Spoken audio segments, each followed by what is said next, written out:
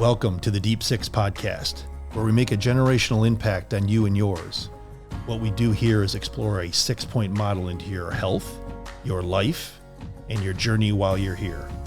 So let's dive deep and help you thrive, not just survive. Hello, welcome again to the Deep Six podcast. Today, we have a wonderful guest and very excited because we get to dive deep into the brain, to the mind, to wellness, and we do that a lot here because it's such a powerful, impactful part of our 6-point model in how we treat everybody and help patients in that. But I have with me Laura Fishman. She is a psychologist, a licensed psychologist and all that. And I'll read all your stuff, your bio. Okay. So I can, but thank you for joining us. Thank you for having me. And I'm really honored. And we've known each other for a number of years, and you've done wonderful things with many of our patients. And we appreciate that. And they do. In fact, actually, just a week or two ago, I brought your name up again, and they go, "Yeah, I got to go back and see her." But we're all like that, aren't we? Right. We're all like, "I got to get back there." A quick tune-up. Yes. Yeah, quick tune-up. Yeah. But actually, that would be really good if people looked at it that way. Well, yeah. Wouldn't it? Like every month, we did a mental health tune-up. Yep, absolutely. But thank you again for joining us. But let me just introduce you, like your bio and that, and you can even tell us a little bit more. But I know you spent for over 20 years experience in private practice in psychotherapy. Mm-hmm. You received your master's in social work at University of Michigan with an emphasis in interpersonal practice and mental health. Mm-hmm. And you specialize in anxiety, depression, eating disorder, addiction, and then various other behavioral health issues with adolescents and adults. Mm-hmm. So you went to U of M. I did. Okay. I did. I did not know that. Yeah. I went to U of M. Okay. So I went to Michigan State for my undergrad, though. So did you? Yeah. House divided a bit. No, that's okay. A personal health divided. Yes, that's right. That's right. Yeah, that's okay. It's okay. It's like bipolar a bit, but Exactly. it's great. Yeah. That's wonderful.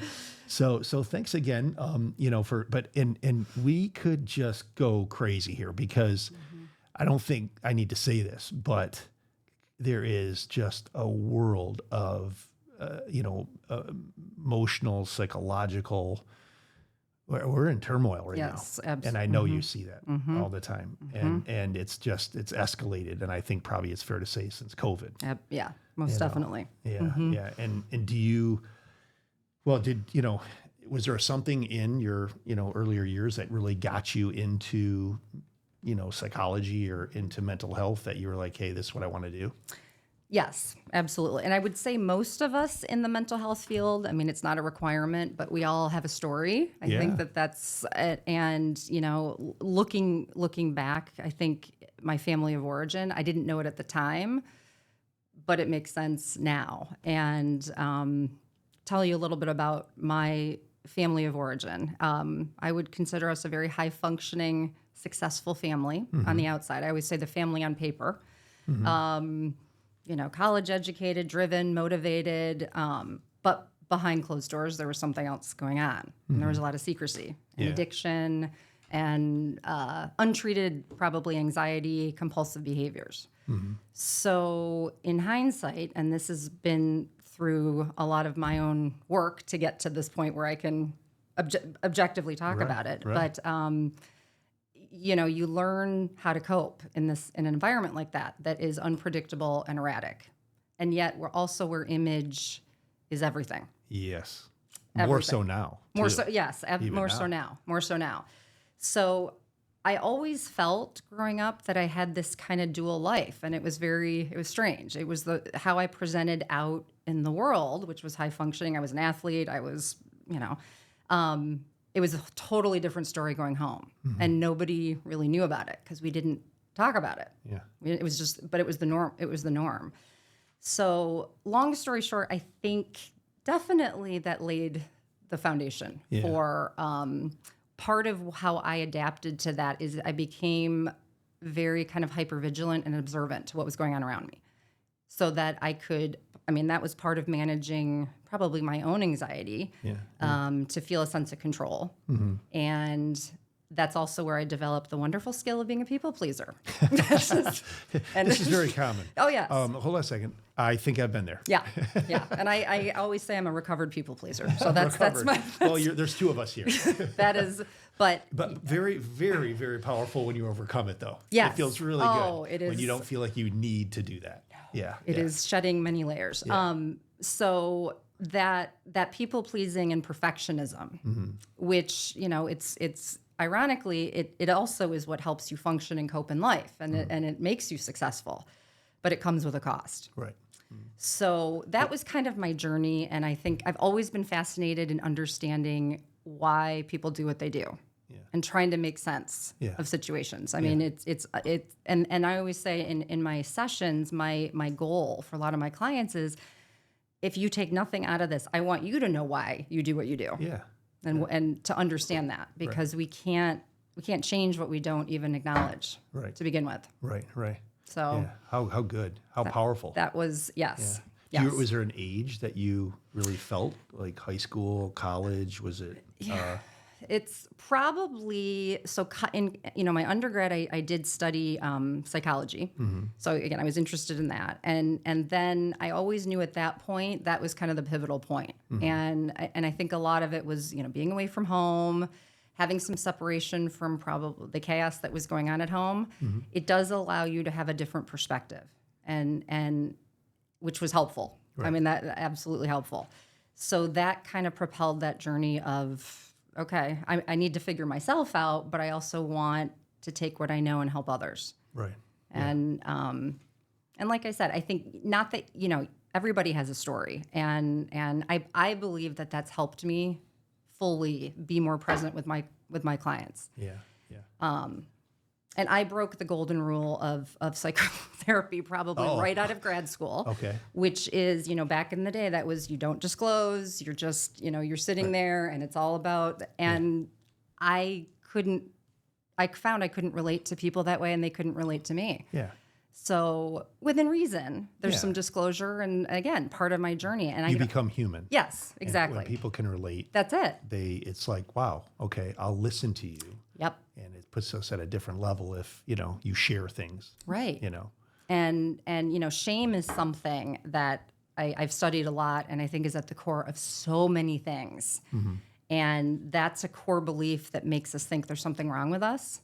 And so even in therapy, and you can see this when people show up in my office, it's uncomfortable. They don't know what to expect. And they're thinking, who is this person? Right. And are they going to judge me? And so part of that connection and deepening the connection is to kind of share a little bit and say, hey, yeah, we're in this together. We're human. Again, it's not a lot of the things. It's not your fault. It's what happened to you. And then to try to go from there. Yeah. It's do you know the book, The Body Keeps the Score? That's one of my favorites. Oh, that was yeah. In fact, I've given it as gifts many times. Yes. And people always look at me like, what are you trying to tell me? Yeah, that's... I'm just saying read it. All I'm saying is read it, and you will find it interesting at least. It's a wonderful book. But it made me, what you said just made me just think of that, and, how we really, you live in a space, it becomes the norm. It becomes the norm. And that's all you know. Yep. Yep. And next thing you know, mentally and physically, and I know you experienced some of this too, and shared with me that the next thing it's showing up. But I love the fact that maybe you broke a golden rule, but hey, listen, I don't even know if that's a rule for us medically, but I do too, because I want them to know that, hey, listen, right, I live this life too, and I've been there, and I'm there sometimes, even still, and it makes you human. It does, and then people will listen because they're like, wait, this person's not judging me, like you said, So I think that's really powerful. Yes. That's great. Yep. So I shared with you a quote. I always like to start with a quote, and I shared with you. You usually don't always do that, but I did. So I prepped you a little bit, but it's actually from a friend of mine. Okay. But he's a CEO of a big company, and Sheldon Yellen, and he said this to me once. And when he said it to me, it was like, you ever somebody say something and it's like really hits you? Profound. Yeah, very. And I was like, oh wow. And he said, your kids didn't ask to be here. And that really made me think, because at the time I think I was sharing something with him about just with one of my kids, something going on. I don't remember exactly what it was. But he was like, wow, that's interesting. What do you take from that? What does that mean to you? When you said that before, I think 6 immediate thoughts came into mind. First of all, I think when saying our kids didn't ask to be here, how important it is to be intentional and grounded, which requires a lot of self-awareness and insight. Yeah. And because, working on ourselves, it takes effort. It takes effort. And, like I was saying about I think some of my coping mechanisms, which were, adaptive, they actually started to get, in my own way. And when I became a parent, I thought, no, this isn't going to work. Yeah. I can't model perfectionism and people pleasing for my kids because I wouldn't want that for them. Right. So intentional was the first word that came up when you said that. Yeah. Being intentional. Yeah. I guess as a in the profession, as a parent, as a friend, as a daughter, all of that, just being present. Oh yeah. I think that's great. And that's, to me, I think why it is I never thought of it that way. Cause of course, I love my kids. I love being involved in their life. You're only what you are. Mm-hmm. You do your best. You do your best. And you've helped me with this a little bit, but you do your best and you show up, and doesn't mean it's even always right, but you do your best. And one thing I think in that conversation I was having with him is just listen, try to set them up for success. Mm-hmm. And you do that, but you also don't look at, like, sometimes you're hard on them. And sometimes they need it. Yes, true. But they sometimes it's like, okay, have a little bit of, because they didn't ask to be here, right. And maybe you can set them up, and if you're fortunate enough to set them up or redirect them or re-support them, in an appropriate way. And it meant a lot to me. And one of the things that I am really, really, really passionate about with our practice and everything is kind of like you said, like educating. Mm-hmm. If I can't do anything for you, I want you to just understand medically and some things that are going on here. And please share this with others. Mm-hmm. And not because I need patience. I'm plenty busy, mm-hmm. You know what I mean? But because I want you to take this home to your husband and to your child, to your whatever, because then you're making a generational impact. Right. And it's not going to repeat itself. Yes. Whether it's like the fact that you eat like crap and you're diabetic and you're overweight, or maybe you've had some traumas mm-hmm. and you've not really ever worked through them, so they get passed on. Mm-hmm. So that's where that really kind of hit me. So Laura, let me ask you something, because it's very obvious. The world talks about it. It's on TV, social mm-hmm. media, everything. We see it in our office every day. I can't even imagine how you manage and cope. Mm-hmm. But just our mental health crisis. Mm-hmm. For the last couple of years, several years since COVID, it seems like, Yes. But what's your take on that a bit? I'm sure it's not one answer, but what do you think's going on?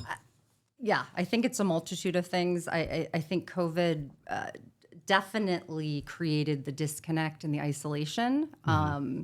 And I will say, I don't think we probably have even seen the full consequence of that yet in terms of mental health. We saw addiction rise, we saw anxiety rise, because we're social beings. We're not meant to be so isolated. Yeah. Mm-hmm. And that, here I was talking about shame and how, shame makes us feel very alone and disconnected anyway. And then we have these parameters that are put out there that you can't do this and you can't go here and you can't. So that definitely has been a shift. I always have to bring up, I think, social media as we're talking about this, and there's pros and cons. Right. Absolutely. Right, for sure. But I'm with you. Yes. There's a lot of heaviness on kids, especially adolescents, teenagers. Yeah. I think it feeds into the need for instant or immediate gratification, because nobody's posting a picture of themselves crying in a corner. It's look at my glamorous life. And so I think that sets up this whole issue of comparison. And, when you're going to compare yourself to somebody else, you're automatically going to fall short. You're always going to find someone who looks better, talks better, things like that. So I think that has definitely been an issue. And then thirdly, and this is strangely enough, but I feel strongly about this. So I think we've come into this place where we are definitely talking more about mental health and we're talking more about feelings. And I'm the first one to say feelings matter because there are cues to tell us that something is going on. But feelings can also be misleading. And I think we have focused so much on nurturing feelings that we've lost the ability to problem solve and think critically and be reasonable. I agree. And I think we're setting up this generation. They don't know how to cope. They do not know how to be uncomfortable. Right. Oh, God. And that God bless you, because I feel the same when I see it. And I see my patients, which I do see some of their kids that are, high school, college stuff. But I see my patients tell me these stories. And I'm like, oh, you're making me just, because we're softening us up. We're softening our society up. And they're not resilient, and they're not, they can't cope. They can't cope. And they don't like being uncomfortable. No. Yeah. And that's how we grow. That is how we grow. And it's a critical skill. Yeah. I mean, you can't go through life without some pain. Yeah. I literally had, I'm sorry, I had this college student, patient, real good kid. And he was having some anxiety, and he came in. I see him like twice a year. He comes back from Michigan State and everything.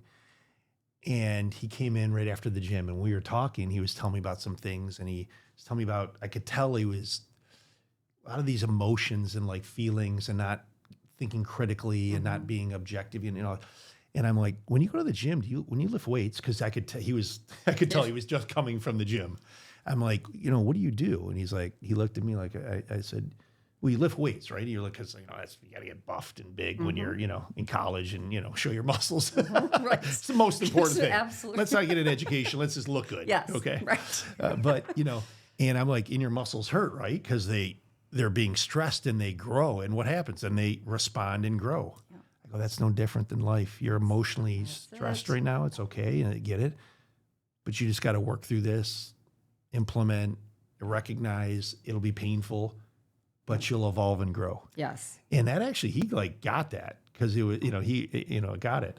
And because it's reasonable and it makes sense, but we're not teaching that. That's not being taught. Right. And so I think that the sensitivity to, we can't say certain things without, and that's the other thing too. I think why there's so much anxiety and discord is we don't know how to manage conflict anymore.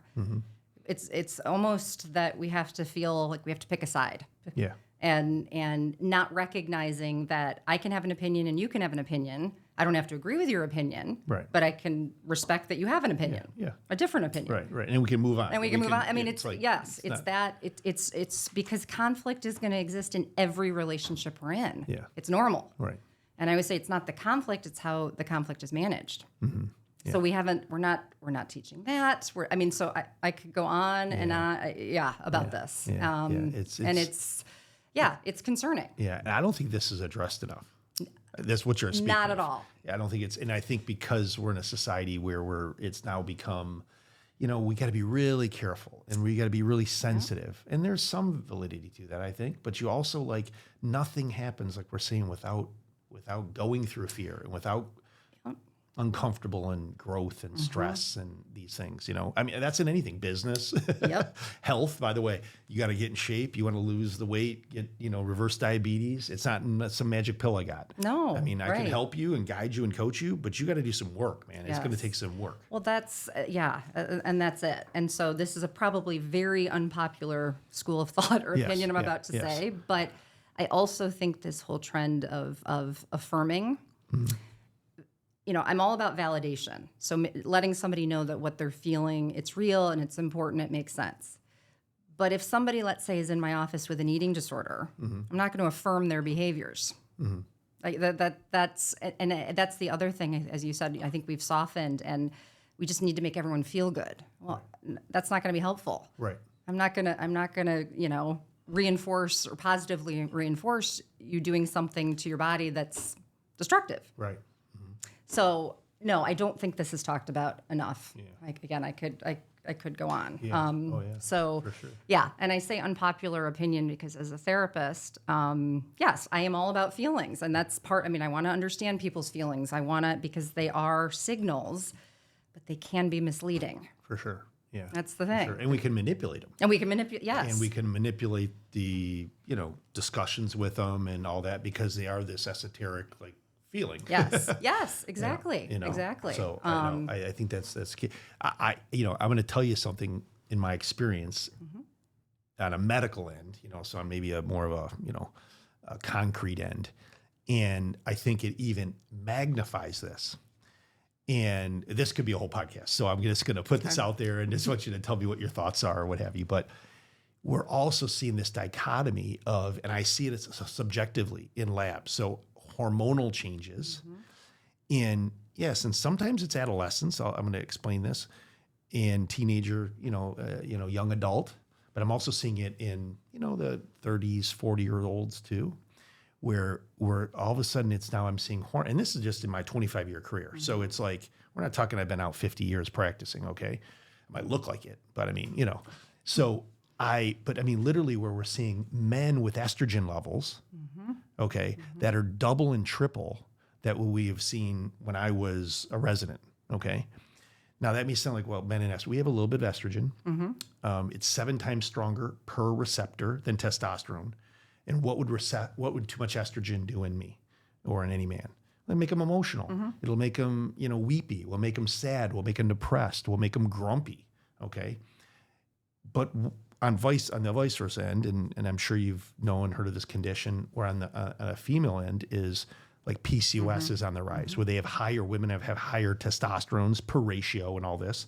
And again, we could get a whole segment, but all of a sudden we have this like men having imbalanced hormones that are making them emotionally or potentially softer or in these kind of darker potential spaces, and women that are having these levels that are, let's just call them, androgen hormones that are more masculine. They have them. Women need testosterone, and they have very powerful positive effects. Right. They need a little. But what happens when it's unopposed? Anxiety. I see it all the time. I mean, I get somebody, 25, 30-year-old, and they have high testosterone for many reasons, and we balance that or address that or that imbalance, and their anxiety gets better. But then it becomes a psychological part of like the vicious cycle, the overthinking, the overprocessing, and it's unbelievable. But I see that so much. And I just got to think that it's making this ball of mental health even worse. It is. Yeah. It is. Absolutely. And then, it goes back to, I think there's something we say in the mental health field where, genetics is like loading the gun and environment pulls the trigger. I don't know if that's something sure. yeah. And it's that whole nature nurture. And, and that's something that's important to me when I'm working with clients is also, I mean, first of all, I want them to rule out if there's any medical issues going on because I don't know that. I can't tell by looking at you. And clearly just even lifestyle choices. Right. Nutrition, sleep, activity. I mean, all of those things, how important that they are. And unfortunately, when our mental health is struggling, it affects our choices. And I always describe it as kind of a magnet. It makes us do the exact opposite of what we really need to be doing to feel better. Yeah. And so sometimes it just starts even with the basics. Yeah. Of that, and I'm assessing. Yeah, tell me what is a daily, what does a typical day look like for you? I have clients who I sleep 4 hours, or I don't sleep at all, or and it's we can't function like that. Yeah, right. Right. And so and people who aren't staying up on doctor's appointments or hormones, as you said, I think that is so it's not understood enough. I don't think people consider Address it enough. Yeah. Well, my clients. Not of course, yeah. because our approach is more of a functional approach, a wellness approach, a preventative approach. We're here to make you thrive. We want you to be optimal, and we want to look at everything. We address. That's why we're speaking. Yep. Because one of the 6-point models is mind body, like the psychology, but it's also as important, like you just said, is genetics, as toxins, as nutrients, as hormones, etc. But I just find we this year left, we all have some mental, psychological stressor to there. Absolutely. If you don't, you probably have a huge one. If you're not going to recognize that, you have very, very weak emotional intelligence. I agree. And that's probably the hardest work to do. You know what I mean? Because if you get the right doctor or the right provider, whatever, they're going to be insightful into like, yeah, we got to medically make sure you're okay. But remember, these aren't necessarily, sometimes they are, but they're not necessarily a disease. Right. So that's why they don't get looked at or missed. Right. They're like, well, you're functioning, you look okay. You know what I mean? And you're, I could tell you, by the way, it's on my website, so I don't even mind sharing this about me. Back when I was in my early training internship in that, had some emotional stuff, stress stuff, anxiety stuff. I was told to just go on an antidepressant. Yeah, I didn't need meds. Right. It was some lifestyle things, it was some emotional things, and I was under a lot of stress, obviously, because of med school and training and stuff like that. And at the same time, I was adrenally fatigued. I learned this later in life. And of course, school, you're not sleeping, so you're not regenerating. I had all these things. Well, it would have been very easy because it's a disease to just be labeled, you should take an anti-anxiety med, an antidepressant. Well, that was weird. I have a great life. Right. And I'm not really depressed, and I wasn't 3 months ago. Right.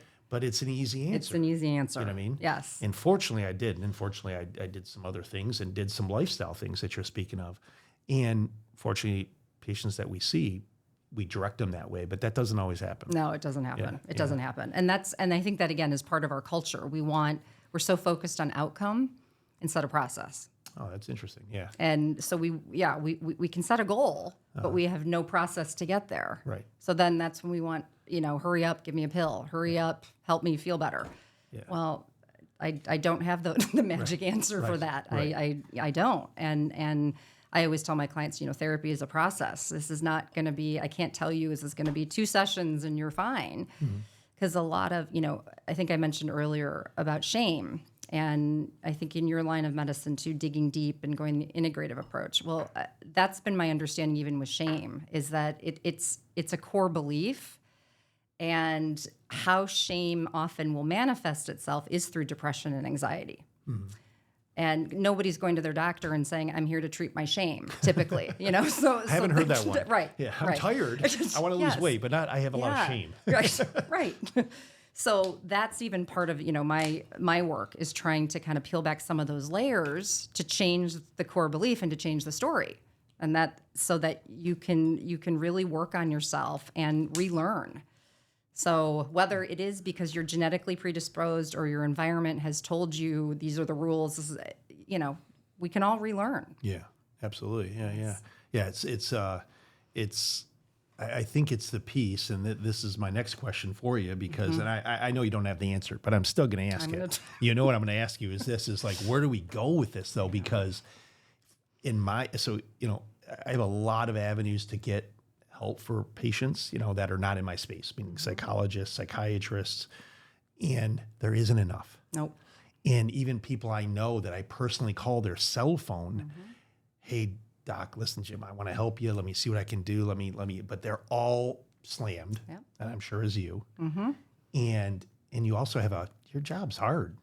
I mean, it's a heavy, I know it's a passion and you love it, but it's also energy. Oh, it is. It's energy sucking a bit. I mean, you're giving your energy and coaching. It's like playing a sport. It is absolutely. And that's where, even compassion fatigue is such a common occurrence, I think, in anyone in the helping profession. Yeah. Because if you don't know your own limits or your own boundaries, or you're not practicing your own self-care, it is just, you're going to give and give and give until there's nothing left. And that leads to burnout. Right. So, self-care is 100% critical, non-negotiable. Right. Do we all do it? Probably not as much as we need to, and that's the work in progress. And even if you're aware of it too, because I'm going to tell you the worst time I ever felt in a job stress emotional state was COVID. After COVID, because we worked through it, we did the whole thing, we were open, etc. And I because of my concierge program, of course, people have my phone number and blah blah blah, and I mean, sometimes 10, 11 o'clock at night, I'm on the phone still and I'm treating somebody that's, kind of anxious. They're freaking out, even if but it was like, that's what was happening. That was the norm. You just, everybody, you get sick and it was like, I'm going to die, Right. you know what I mean? Right. And I just, there was a time there I was just burnt out, and I do self-care. Like, I mean, I think of all these things and try to practice all these things, and I still felt like just wiped out, so it happens very easily. It happens very easily, and I think we have to be open to adapting, because sometimes even self-care practices that worked 2 years ago may not have the same effect. Yes. So you have to be open-minded. You have to be, I have clients where I think exercise, of course, is one of the best, ways to treat mental and physical well-being. But sometimes I find that clients, it actually keeps them sort of in that hypervigilant state. And what they really need is calm. And they really need to just stop and be still. Do you find that with the extreme, though? Oh, yeah. So, because I find that in, like you're saying, if they weren't much of an exerciser and they get in a routine, it's a habit that, of course, helps dopamine and it helps blood flow, which helps the brain. And actually, we were just talking about this in another podcast.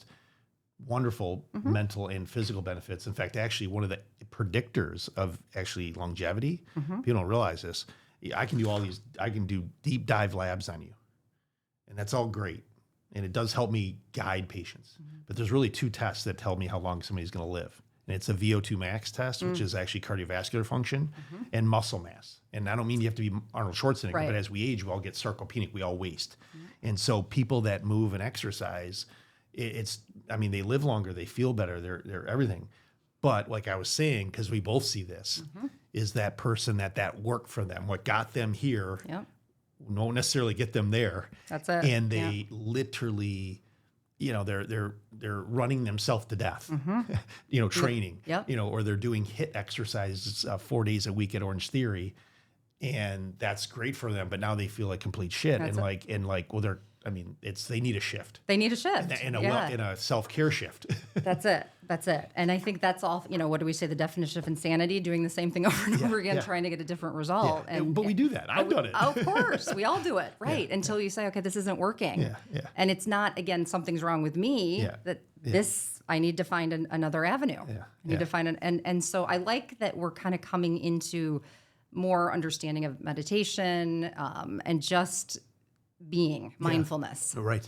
Which Slowing down. I'm the first one to say I'm trained in it. I can teach it. It does not come naturally for me at all. Yeah. It's a practice. Right, for sure. It's a practice. Sure. My theory to that is, and I don't know you that well to this degree, but my theory is because you're an athlete. At heart, right? Yeah. You were an athlete. Yeah. Were you college too, or? No. But high school. But high school, yeah. So you're an athlete your whole life. Yeah. You're driven. Yeah. Frontal lobe driven. Yep. And I find this in patients where it's easy to go. Yep. To go, Yes. to just keep going. Yeah. And sometimes even go harder because, that always helped me, and being still and slowing down is not innate. That's me. That's why I know this it's not me to I have to really make that effort. Yep. Really make that effort. In fact, I say this, it's very painful for me to say this, but my wife, she was right. No, I'm joking. My wife, Victoria, who's amazing, she literally many times has told me, that's not working for you anymore. And I'm like, this is good for me. I'm doing this, whatever exercise it was or whatever habit I was doing and whatever, and it wasn't working for me. And she was rolling her eyes. She's like, she could see it from outside, a different perspective. Yep. And then once I listened to her, of course, everything shifted and got better, whatever it was. I slept better. I lost a few pounds. I gained some muscle. Right. My mood was better, whatever it was. It was like, she's right. Yes. But we have to kind of come to that place on our own, right? Oh, for sure. That's part of the discomfort. Right. Like that's what promotes the change. Because, I think the only constant thing in life is change. Right. Very true. Very, very true.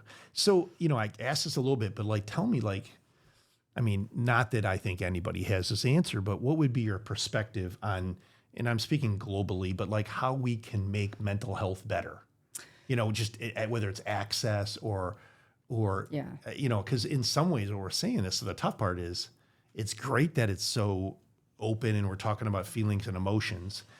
But then when somebody really has a crisis, and I know, I told you I had a family crisis recently, I was dire to get, and I know people Right. And they're trying to like, let me see what I can do. And I'm calling like CEOs of hospitals.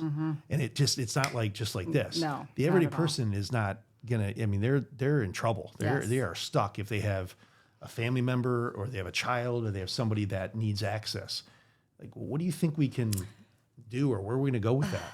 Well, I think we're doing it right now, Yeah, starting sure. now with having discussions, because I think that that's important. Again, if it was up to me, my goal, my dream would be that mental health, that teaching and understanding would be brought into all professions, medical professions. I think law enforcement. Schools, absolutely, because this isn't just parents' problems anymore for their kids. Right. This is everybody's kind of involved. Everybody's affected, and so we need education and we need an understanding, and an accurate understanding too. I think that's important as well. I'm very much adamant about my clients really understanding how to define their feelings and accurately define what they're feeling, because that's another thing. I think, of course, depression exists, anxiety exists, but there is sadness and there's normal worry and there's nervousness. Right. And so we don't want to pathologize everything. That's the other thing too. So it's label it. And then we become the disease. Exactly. Or we become what, I'm depressed. Yeah. Or I have depression. I'm anxious. Right. So, and it's, well, really? Oh, can we? You shouldn't identify as anything. Yes, exactly. So that is the $1 million question. And I just think, more access, absolutely. Unfortunately, I think, mental health treatment is financially, the insurance runs the show. Yeah. And so that really cuts out a lot of resources and access to care. And it's unfortunate. So I'm hoping that the more, again, we do talk about it, that we realize that this is just and again, mental health doesn't mean disease or disorder. No. I like, actually, there's a fairly new terminology, mental fitness. Which I never heard that. I love it. Yeah. I love it. I mean, you have to practice, and if if you don't use it, you lose it. Right. So how do we get better at something? We have to practice, but we need skills, and we need to teach these skills, and I don't think there's enough focus on that. Yeah. No, I think you're 100% right. And just organically, I did this in our practice. I just, when you said this, I'm like, oh, that's interesting, because I noticed it so much. Everybody, when they come in, when they're new, we set goals. But what I always ask, before I ask, what are you here for? Because I don't want to miss it. Before I ask, big, meat of what's going on with you, I'll always say, well, how's your energy? How's your gut? And how's your sleep? I just, in the last couple of years, started saying, how's your mood? I don't know them. They're not there for their mood. Right. It surprises me how many people in their checklist or in what they fill out online, what they come in for, they say nothing about that. Yeah. But when I ask them, That's it. Yes. they go, yeah, man, lately I've been feeling like crap. I've been real down. I've been, real down in the dumps and stuff, and I think it's like, wow, okay, so we have to address that. And that could be related to sleep and all that stuff. So it doesn't even have to be some big trauma or something like that. But it's interesting because it started becoming so obvious, it was Right. like, 80% of my patients, So right, asking the right questions, because Right. that's, sometimes people are not going to disclose that information. And I think because psychiatric care is so difficult to get into, because there's, waiting lists, and it's months. Yeah. It's months that, yes, people are going to start going into their doctor's offices but won't necessarily think that they can say, I'm feeling down, or I'm feeling, it's like that belongs in a different office, or that belongs in a different, so you're right, asking the right questions is for sure. critical. Well, and I'll tell you a story, and it's on my mind because it's something I see, and it's very popular right now related to something. And I'm curious if you've come across this at all. So, patient came in and we're using, he's been working on weight loss, and I've known him for years, but he owns a business, a building business, and he's basically sick of being 50 pounds overweight. So I put him on a GLP-1 peptide called semaglutide, which we've been using for years. The names, that's me, Ozempic, Wegovy, these things, okay? And They are very, very safe and they are very, very effective, but they have to be personalized. Okay. Okay. So it was interesting because, he's down about 20 pounds, still needs about 30 pounds. But today, this is literally today, is we're going over how you doing. We're doing our check-in and stuff, how you been, blah, blah, blah. And I could tell something was not right in him. Just, his normal bubbly self. And he's like, well, I just been a little bit tired and, he's got a lot of stress, he said, lately and stuff. So, but he wasn't horrible. And I was talking, I said, but really, how's your mood? Because I could just tell. And he literally goes, and he's not this kind of guy. He goes, it's really shit lately. Yeah. He goes, I really, honestly, I can shake out of stuff. He goes, I have not been good lately. He goes, almost like dark. And the reason I'm bringing this up, and I don't know if you've heard of this, but I actually brought the article, but I was going to bring about this, but this is the New England Journal of Medicine. And it's about how GLP-1s, do they cause severe depression?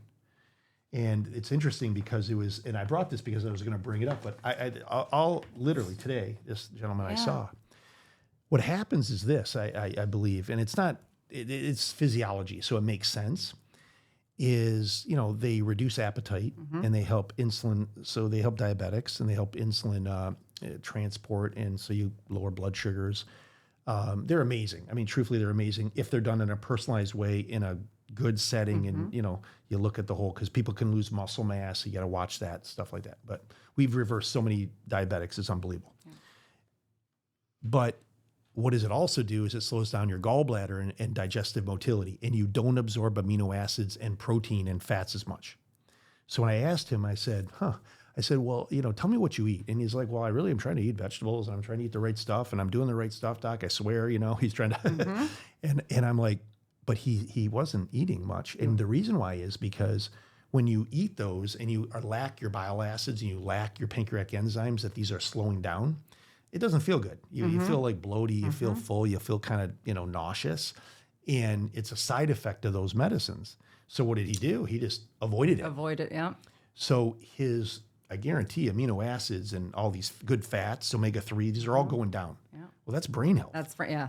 I mean, that is brain health. And I'll be checking in with him. I told him I'd call him in a couple of weeks and all that. But it made me think just of because it wasn't like him. He's a bubbly guy.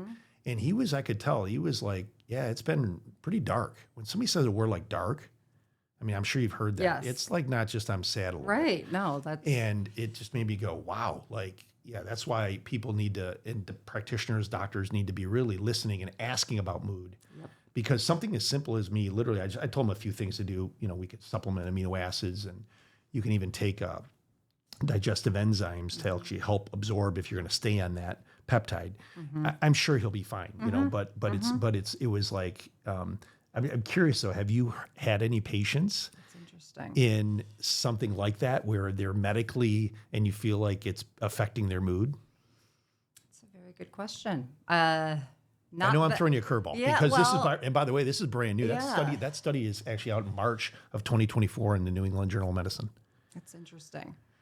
I can't say that I have, but I haven't been looking for that either. Yeah. So that's... Well, you probably don't ask your patients. Right. Hey, I mean, I guess right. Yeah. So are Ozempic? I mean, I know everybody on Instagram is. Yeah. But I mean, for different reasons, because I treat eating disorders and I mean that's a whole nother thing. Yeah. But no, that's a very interesting. Yeah. I don't realize sort of what we're doing and what.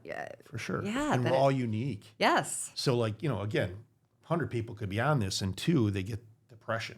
Yeah. But they could get depression bad enough to do something about it. You know what I mean? We don't know what demons in the past or what unresolved traumas or things like this. So, anyway, asking, I think, like you were saying. Yes. Yep. Asking at least starts the conversation. Yeah. I think that's it too. But so I got to ask you one other thing. Yes. Because this is, this was I'm kind of excited to ask you this because here's why is because I have my own theories. Okay. They're theories. Okay. So what's your take just on, let's say, the last 5 years or 10 years of ADD? I know it's a big question. Sorry. Whole episode? That's right. That's a very, interesting question. I feel like everybody I see probably meets some criteria of so ADHD. On the spectrum or something of that. Yeah. What's tricky about it, because is it overdiagnosed? Absolutely. Is medication overly prescribed? Absolutely. It is a real condition. For sure. It is a real condition. And that's where I think in my field too, getting a history, and because anxiety shows up as very much attention issues. Right. Hard time concentrating. If you're thinking, if you're ruminating, you're not focused, you can't stay on task, you can't. So I'm seeing a lot of that and trying to differentiate what's what. And that is part of digging deeper to say what is the history. Because I think several years ago we started hearing about, they started calling it adult ADD, adult ADHD. Well, okay, what does that mean? We have more responsibilities. We're juggling more things. Right. It's called life. Yeah, it's called a lot more noise. Yes. Yes. How do you focus? So what's what? And interesting enough, there's a shortage of all of the stimulant medications. I have clients who really need it, who absolutely need it. Weeks. Yeah. They sometimes have to go without. Yeah, for sure. So that's the part of not everything is a disorder. Not everything is, but it's real. I mean, so we have to be very conscientious. Well, some of these people can't. They can't function. They can't function. Well, Absolutely. Because on that spectrum again. Yep. I'm a self-proclaimed ADD. Highly functional. Yep. I love it, and the reason is because I've harnessed it, and I believe it creates good visionaries, and as long as creativity and all that. Okay, and I'm grateful that I'm not. Okay, but I can only imagine that if it was, how do you can't. It's very frustrating. No. That can create anxiety, like you said, and all that. I just think it's over-labeled a bit, and that's what gets me. Yes. Because, I just don't like the labeling aspect, and then we identify that as, well, even if it's just a story in your head, but, I have ADD. Yeah. Like, even if it's your story. Right. No, it and especially what I was saying before about, I think, we're not teaching skill sets to tolerate discomfort. So even parenting, if we're all about, I need to affirm every emotion, I need to affirm, we're somewhat enabling some of these things. And then you're right, then we're creating labels. Yeah. And that is how a kid growing up is going to have that as an identity. Right. And maybe will be taking medication their whole life. I don't know. I mean, that's the danger of it. Yeah. It's no, I can see that for sure. That's very interesting, and it's like creating a bunch of monsters in a lot of ways. Yeah. Young adults, and then it's what evolves from that. right. You know what I mean? Right. So yeah. But it's very real though, because I've actually, I obviously know, but I'm just, because I've had a couple patients come across us and brought this up where they can't get their stimulant meds, and and they're used to it. So then there's a big down there's from a it. crash. There's a crash, and it's like, they're having trouble with work, and they're relationships and everything, and it just becomes this, this definitely one thing. Side note is we use nicotinamide adenosine dinucleotide (NAD). It's actually this niacin precursor that helps brain cells signal. It helps all your cells communicate. I should say that, and it does wonderful things. It's anti-aging in many ways, DNA repair, all this stuff. But I've actually got people off mega dose for 30 years of stimulants using NAD. Really? Oh yeah, and it's now they have to be motivated. Yeah. They have to want to. Yes. And do you know Amen Clinic? You know what Amen Clinic is? It's in Chicago, New York. Dr. Amen. Oh yes. So he did. They went there and they were like, "Hey, you're on too much. I think it's not great for your brain at this point. Maybe when you're a teenager in your 20s, but it's not." And so they were motivated to for brain health, But we put them on. We put them on a protocol, intravenous and injectable, and several people, and they've not only got off, but they do wonderful. Wow. They do wonderful. Yeah. NAD is amazing. That's a whole nother segment. Yeah. Right. It's just no, and especially if there's like a shortage or something. And there is. Yeah. And once again, it's part of treating it is not just a pill. You have to learn some skills. You have to learn, and that's the other. I think the last several years, seeing I want the quick fix. Just give me a pill. Right. But that's not going to teach you how to study. It's not going to teach you how to be organized. It's not going. It's not. Yeah. For me, what was big, and I didn't even realize this until I was in my 20s or something. So it was never even recognized or whatever. Ask my family. That's a whole different story. They used to say, "Oh, squirrel." Right. But when I started doing habits of routine. Yep. And then it became easy because I would okay, I'm going to write out this is what I'm doing tomorrow, or I got to focus on tomorrow. and I would go through it, and I still do that. And it's very effective. It's extremely I'm not saying that's going to work for somebody on the extreme end, but literally just being, okay, what's tomorrow? And I prepare the night before. Yep. When I say prepare, I'm not saying I take hours to prepare. I just, hey, what's the focus tomorrow? What am I doing? Blah, blah, blah, blah, blah. And it's like, all of a sudden, it's like very functional. Yes. That's pretty simple, really. Yeah. When you think. But that's creating a process. For sure. Right? Yeah. I mean, that's the thing. I think rather than just saying, this is my goal, you've created a process. Right, exactly. It's a map to get there, and that's okay. And that's what I think we all do better with that. Yeah. Some direction. Yeah, absolutely. So, I told you about my black book. Yes. Yes. Yes. And so my black book segment, here's Okay. my black book segment. Okay. So there's all these quotes in here and medical knowledge and goofy stuff and even music quotes because it's something that resonated with me or whatever. So you can just page through here. You get to ask me anything. Okay. And if you find nothing interesting, you can ask me anything about medicine or about anything. Okay. And some of that in there you might not be able to read. So if you can't, just point it out to me and I'll read it for you. Okay. And, sometimes they're very serious and sometimes they're goofy. Okay. Can you read my writing? I can. Wow, that's pretty good. That's Yeah. impressive. For a doctor, you I know. have such strict. I tell my kids that. I don't know. They don't believe you, but Oh, I like this one. All progress starts with telling the truth. yeah. I mean, That's the AA. Yeah. yeah, and to me, and probably where I read that and where I wrote it, or it came up with that is just you got to be honest with yourself. That's a. And a lot of us tell each other, you're not really.